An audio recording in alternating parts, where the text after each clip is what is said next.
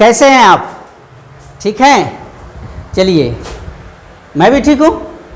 और आज के क्लास में आप 12वीं के स्टूडेंट आप हो चुके हैं, फर्स्ट ईयर आपने पास कर लिया है और 12वीं में आ गए हो, सेकेंड ईयर में आ गए हो और चाहेंगे कि सेकेंड ईयर का क्लास स्टार्ट करने के पहले सबसे पहले आपको इसके सिलेबस के बारे में बता देता हूँ, क्योंकि बेटा ये ज़रूरी है कि जब किसी भी क्लास की तैयारी होती है और उसका डीप स्टडी होता है, चाहे आप कंपटीशन के लिए तैयारी करना चाहो, चाहे बोर्ड की परीक्षा के लिए तैयारी करना चाहो या किसी भी चीज़ के लिए तैयारी करना चाहो, कंपटीशन के लिए तैयारी करना चाहो, तो यह ज़रूरी है कि उस सिलेबस को पूरा जानना। कि हम सेकेंड ईयर फिजिक्स को पढ़ना चाह रहे हैं, 12वीं के क्लास को पढ़ना चाह रहे हैं, 12th के क्लास को पढ़ना चाह रहे हैं फिजिक्स के लिए, तो इसमें ये बहुत महत्वपूर्ण हो जाता है कि कितने सेक्शंस हैं, कितने खंडों में इसको बांटा गया है। अगर हम संपूर्ण की जानकारी प्राप्त कर लेते हैं तो फिर एक एक करके हम उसको पढ़ने में कोई प्रॉब्लम उत्पन्न नहीं करेंगे। इसलिए मैं चाहूँगा कि आज के क्लास में 12वीं के पहली क्लास में आपको मैं सिलेबस दे दूँ, ठीक है? तो सिलेबस के बारे में हम आपको स्पष्ट रूप से बता देना चाहता हूँ कि सिलेबस फॉर 12th फिजिक्स जो लिखा हुआ है यहाँ पे, तो आप देख रहे हैं इसमें बोर्ड में, आप ध्यान से देखिए कि इसे 5 खंडों में 12वीं के फिजिक्स को बांटा गया है। कितने खंडों में बांटा गया है? 5 खंडों में बांटा गया है। जैसा कि आप देख रहे हो सेक्शंस को, कि सेक्शन ए में हमारा है इलेक्ट्रोस्टैटिक्स, सेक्शन ए में हमारा इलेक्ट्रोस्टैटिक्स है। और उसके बाद सेक्शन बी में हम जाएंगे तो ऑप्टिक्स के बारे में पढ़ेंगे। ऑप्टिक्स हमारा ब्रांच है और ऑप्टिक्स को हम लोग लाइट भी बोलते हैं। जैसा कि इसके सारे को हिंदी भी हमने दे दिया है ताकि आपको समझने में कोई प्रॉब्लम खड़ा ना हो। और सेक्शन सी में जब हम जाएंगे तो हमारा सेक्शन सी का ब्रांच है करंट इलेक्ट्रिसिटी, ठीक है? इसी प्रकार सेक्शन डी में मैग्नेटिज्म है, चुंबकत्व है, जिसके बारे में हमको पढ़ना है। और ठीक उसके बाद में हम लोग 12वीं के क्लास के अंत में हम लोग पढ़ेंगे मॉडर्न फिजिक्स। क्या पढ़ेंगे हम लोग? Modern physics. इसमें भी कम से कम 7 चैप्टर्स हैं जिसमें आपको स्टडी करना है, ठीक है? तो पहली बात आपने जाना कि 12वीं के क्लास में, फिजिक्स के 12वीं क्लासेस में आपको 5 सेक्शंस में फिजिक्स पढ़ना है। कितने सेक्शन में पढ़ना है? 5 सेक्शन में पढ़ना है। Electrostatics, optics, current electricity, magnetism और मॉडर्न फिजिक्स, ठीक है? तो आप जानिए, अब मैं आपको इसके बारे में विस्तार से थोड़ा सा बताना चाहता हूँ कि जब आप सेक्शन ए को स्टार्ट करते हो, यहाँ पे इलेक्ट्रोस्टैटिक्स को स्टार्ट करते हो, तो इसमें क्या जानना है? जैसे अगर इसी बात को हम अभी तत्काल जानना चाहें कि व्हाट इज इलेक्ट्रोस्टैटिक्स, अगर थोड़ा सा जानना चाहें हम इसको कि व्हाट इज इलेक्ट्रोस्टैटिक्स, तो आप जानियो कि इलेक्ट्रोस्टैटिक्स में स्टडी जो होता है, पढ़ाई जो होती है, वो आवेश की पढ़ाई होती है, चार्ज की पढ़ाई होती है। किसकी पढ़ाई होती है? चार्ज की पढ़ाई होती है। लेकिन उस चार्ज का जो स्टडी होता है वह स्थिर अवस्था में होता है। किस अवस्था में होता है? स्थिर अवस्था में होता है। इसलिए अगर हम इस बात को कहना चाहें कि इलेक्ट्रोस्टैटिक्स फिजिक्स की वह शाखा है, वह ब्रांच है जिसमें आवेश का अध्ययन स्थिर अवस्था में किया जाता है। किस अवस्था में किया जाता है? स्थिर अवस्था में किया जाता है। इसलिए अगर इसके बारे में हम जानना चाहें कि चार्ज प्लस रेस्ट, तो हमारा इलेक्ट्रोस्टैटिक्स हो जाएगा। ये ब्रांच की बात है, ठीक है?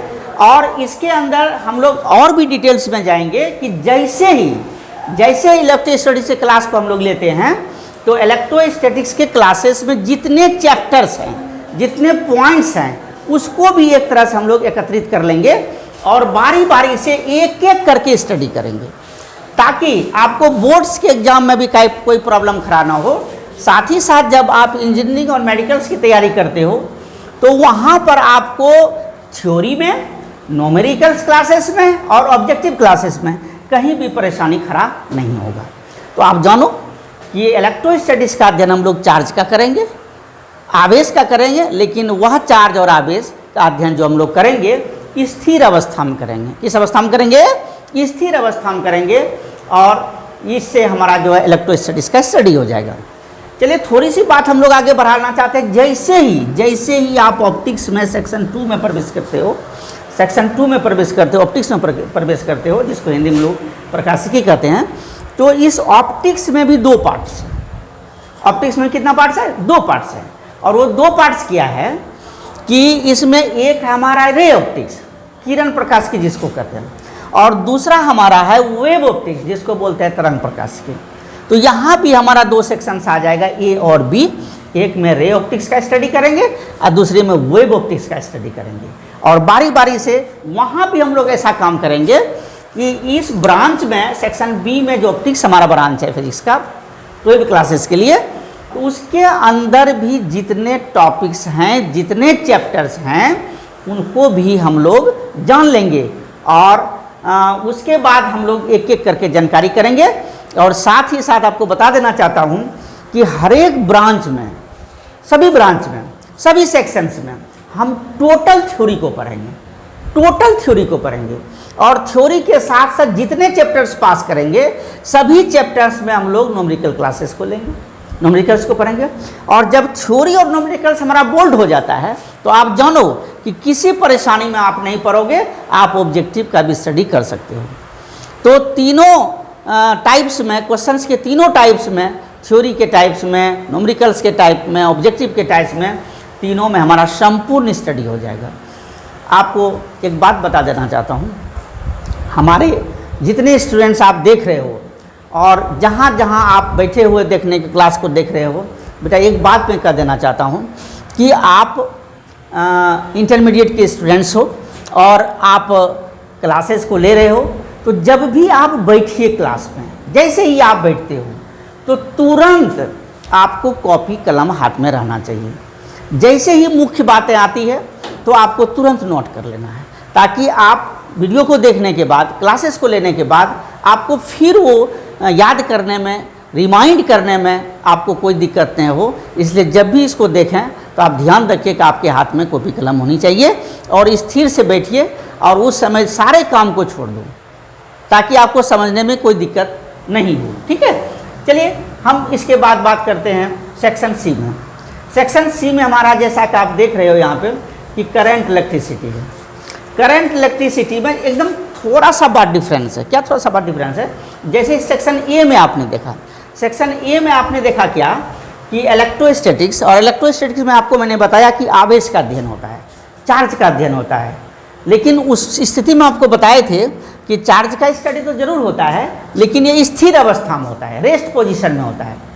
लेकिन जब यहाँ पर आप आ जाओगे, करंट इलेक्ट्रिसिटी में आ जाओगे, इसमें आप आ जाओगे, तो यहाँ भी चार्ज का ही स्टडी होता है, यहाँ भी आवेश का अध्ययन होता है, लेकिन यह गतिशील अवस्था में होता है। किस अवस्था में होता है? ये गतिशील अवस्था में। इसलिए याद रखिए कि जब आवेश का अध्ययन गतिशील अवस्था में किया जाता है, whenever we study the charge in motion, then we say that is the current electricity. Whenever we study the charge at rest, that branch is said to be the electrostatics. The difference is that कि charge study करते हैं हम लोग, इसमें करते हैं electrostatic में rest अवस्था में करते हैं, स्थिर अवस्था में करते हैं, और उसी चार्ज का अध्ययन जब हम गतिशील अवस्था में करते हैं तो हमारा ब्रांच का नाम हो जाता है करंट इलेक्ट्रिसिटी। ठीक है, इस बात को थोड़ा सा ध्यान रखना है आपको कि हम इलेक्ट्रिसिटी में जब पढ़ेंगे तो आवेश का अध्ययन गतिशील अवस्था में पढ़ेंगे, और इलेक्ट्रोस्टैटिक्स में जब पढ़ेंगे तो आवेश का अध्ययन हम स्थिर अवस्था में पढ़ेंगे। चलिए, समझ गए इतनी बातें को? ठीक, तो अब चलते यहाँ पर हम लोग सेक्शन डी की बात करते हैं। सेक्शन डी में आप जैसा देख रहे हो कि मैग्नेटिज्म है, चुंबकत्व। चुंबक के बारे में बेटा आप सब लोग जानते हो, और चुंबक का गुण ही चुंबकत्व कहलाता है। चुंबक का गुण ही चुंबकत्व कहलाता है। जब इस ब्रांच में मैग्नेटिज्म में हम लोग जाएंगे तो मैग्नेटिज्म में चुंबक के बारे में सारी चीज़ों को हम लोग जानेंगे, एकदम जीरो लेवल से जानेंगे। जीरो लेवल से जानने के बाद जहाँ से हमारा क्लास स्टार्ट होता है, बिल्कुल क्लासिकल से हमारा स्टार्ट होगा क्लास, और उसके बाद चैप्टर्स में हमारे 12 के क्लासेस में जितने सारे पॉइंट्स हैं, चैप्टर्स हैं, वहाँ सारे का सारे स्टडी करेंगे। और बता देता हूँ कि जैसे ही हम यहाँ पे मैग्नेटिज्म चैप्टर पढ़ना शुरू करेंगे तो वहाँ पर भी हमको मैग्नेटिज्म का सारा सिलेबस लिखना है कि इसके चैप्टर कहाँ से शुरू होते हैं, पहला पॉइंट इसका क्या है, अंदर का पॉइंट क्या है, लास्ट पॉइंट इसका क्या है, कितने परिभाषिक शब्द हैं, कौन सा लॉन्ग टाइप क्वेश्चन होता है, कौन सा शॉर्ट टाइप क्वेश्चन होता है, कहाँ पे न्यूमेरिकल्स हमको देखना है, कहाँ पे थ्योरी हमको देखना है, कौन से डिफिनेशन को हमको जानना है, सारे के सारे अध्ययन हम लोग इसमें करेंगे मैग्नेटिज्म में, ठीक है। और यह सेक्शन हमारा डी हो जाएगा, चौथा ब्रांच हमारा हो जाएगा मैग्नेटिज्म। चलिए समझ गए इस बात को, एकदम हड़बड़ करना नहीं है, मस्ती ही मस्ती है। फिजिक्स का मतलब ही है एकदम साफ सुथरा, प्रकृति का राज जानना है, प्रकृति के पदार्थों का राज जानना है, उसकी क्रिया विधि को समझना है। इसीलिए बेटा ये बात कभी मत सोचो कि कोई भी ब्रांच भारी होता है, कोई भी ब्रांच भारी नहीं, हार्ड कुछ भी होता नहीं, हार्ड वही होता है जिसको आप जान नहीं रहे। जिस दिन आप जान जाओगे कि इसके अंदर में यही ज्ञान है, इसकी सारी क्रिया विधि को जान जाओगे तो लगेगा कि वह सबसे हल्का है। तो आप मानो, केवल इसकी बात मैं नहीं कह रहा हूँ, इसके जितने ब्रांचेज हैं, जितने सेक्शंस हैं, सभी बिल्कुल ईजी हैं, काफ़ी ईजी है, कहीं कोई प्रॉब्लम नहीं। ना ही डिफिनेशन का प्रॉब्लम आपको आएगा, ना कंसेप्ट का प्रॉब्लम आएगा, ना ही लॉ का प्रॉब्लम आएगा, ना न्यूमेरिकल का प्रॉब्लम आएगा, ना ऑब्जेक्टिव का प्रॉब्लम आएगा, कहीं कोई प्रॉब्लम आने का कोई समस्या नहीं है, ठीक है। तो हम यहाँ पर जहाँ बात करेंगे और उसके बाद चलते हैं, हम लोग चलते हैं सेक्शन ई में चलते हैं, जो लास्ट सेक्शन हमारा मॉडर्न फिजिक्स है। तो मॉडर्न फिजिक्स में हम लोग, जैसा कि आप देख रहे हो कि इसको मॉडर्न कहा गया, आधुनिक फिजिक्स का, भौतिकी कहा गया है।